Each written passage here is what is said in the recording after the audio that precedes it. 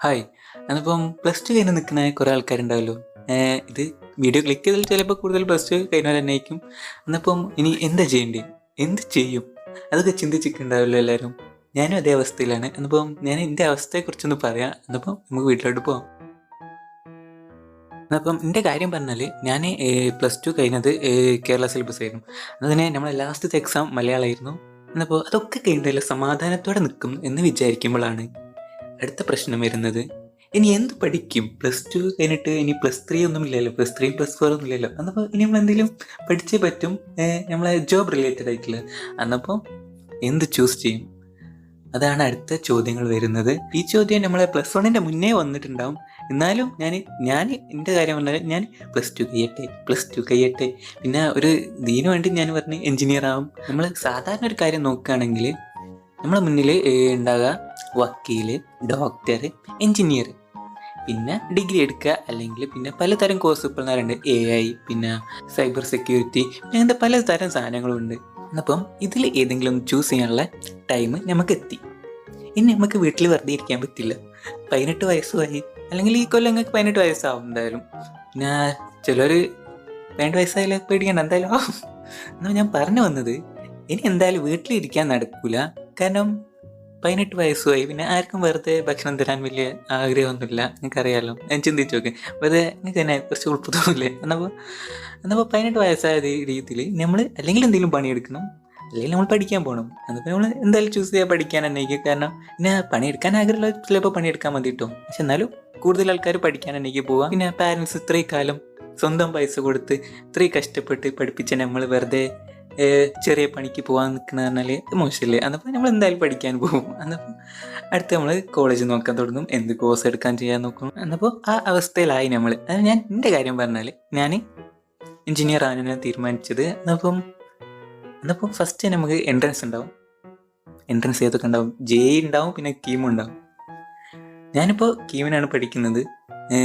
കീമ് എന്ന് പറഞ്ഞാൽ കീമ് തുടങ്ങി പറഞ്ഞാൽ ഞാൻ പറയില്ല. എൻ്റെ എക്സാം മലയാളം കഴിഞ്ഞ 2-3 ദിവസത്തെ ഇപ്പം തന്നെ എൻ്റെ പാരൻസ് എനിക്ക് കീമിൻ്റെ ക്രാഷ് കോഴ്സ് എടുത്തു തന്നു, അതും ഓൺലൈനായിട്ട്. എന്നപ്പം എൻ്റെ എല്ലാ സ്വാതന്ത്ര്യവും അല്ലേ ഫ്രീഡവും എല്ലാം പോയി. അതും കീമിൻ്റെ എക്സാമിനാണ് വെറും ഒരു മാസം കുറച്ച് ദിവസം കൂടി. എൻ്റെ ഉള്ളിലൊന്നും പഠിച്ചില്ല. എസ്പെഷ്യലി എൻ്റെ കാര്യം പറഞ്ഞാൽ എനിക്ക് പഠിച്ച് കഴിയാനാവില്ല. പിന്നെ കീമിൻ്റെ കാര്യം പറഞ്ഞാൽ ഇത്ര റാങ്കിൽ നമ്മൾ വരണം, എന്നാലേ നമുക്ക് ഇഷ്ടമുള്ള കോഴ്സും പിന്നെ കോളേജിലൊക്കെ കിട്ടും. എന്നപ്പോൾ നമ്മളൊരു കാര്യം പറഞ്ഞാൽ, ഞാൻ എൻ്റെ കാര്യം പറഞ്ഞാൽ ഞാൻ കേരള സിലബസിൽ. എന്നപ്പോൾ അതിനൊരു പ്രത്യേകത ഉണ്ട്. കേരള സിലബസ് ആയതുകൊണ്ട് തന്നെ പ്ലസ് ടുവിൻ്റെ മാർക്കും ആഡ് ചെയ്യും. പ്ലസ് ടുവിൻ്റെ മാർക്ക് CBSE ആഡ് ചെയ്യും.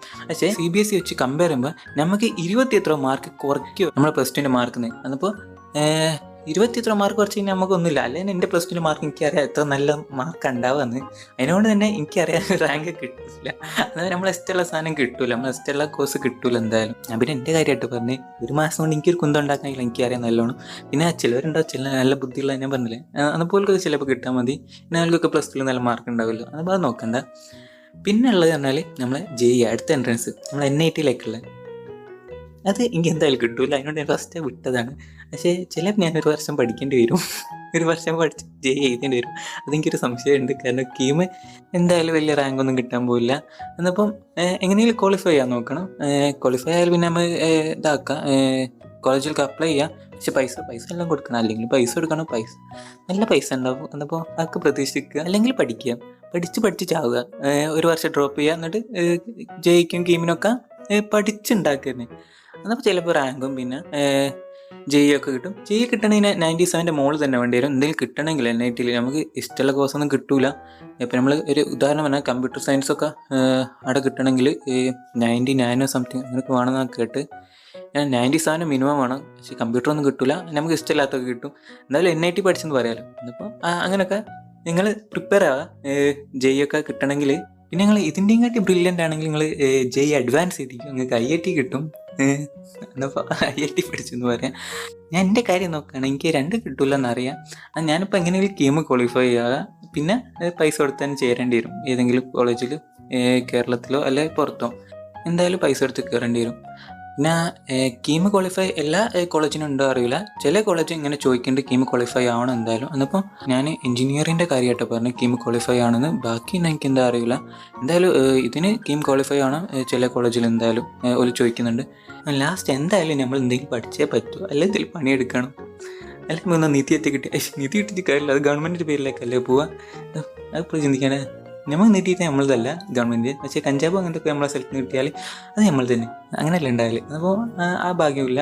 നമ്മളൊരു കാര്യം ചിന്തിച്ചാൽ ലാസ്റ്റ് നമുക്ക് എന്തായാലും പൈസക്ക് വേണ്ടിയല്ല നമ്മൾ ഈ ജോലിയും പണിയും എല്ലാം ചെയ്യുന്നത്. എന്നിപ്പം പൈസ ഇല്ലാണ്ട് ഒന്നും നടക്കില്ല. പിന്നെ ചെറുപ്പത്തിൽ നിങ്ങളുടെ ഡ്രീം ജോബ് എന്തായിരിക്കും എന്നൊക്കെ ചോദിക്കുമ്പോൾ അന്ന് പലതും നമ്മളെന്തോ വിളിച്ച് പറയുന്നു. എഞ്ചിനീയറിങ്, ഡോക്ടർ, പൈലറ്റ്, അങ്ങനെയൊക്കെ പലതും തള്ളിവിടായിരുന്നു. ഇപ്പം എൻ്റെ ഡ്രീം ജോബ് തന്നാൽ ഒന്നും ചെയ്യണ്ട. എനിക്ക് ഡ്രീം ജോബ് ഇല്ല. എനിക്കൊന്നും ചെയ്യാണ്ട് വെറുതെ പൈസ കിട്ടിയാൽ ഭയങ്കര സുഖമായിരുന്നു. കാരണം ഡ്രീം ജോബ് അങ്ങനത്തെ ഒരു സാധനം ഇല്ല. അത് പറഞ്ഞിട്ട് കാര്യമില്ല, ഒന്നും നടക്കില്ല. എന്തെങ്കിലും പഠിച്ച് എന്തെങ്കിലും പണിക്ക് പോകണം, അല്ലാണ്ട് ഒന്നും നടക്കില്ല. എന്നപ്പോൾ നോക്കിയിട്ട് കാര്യമില്ല.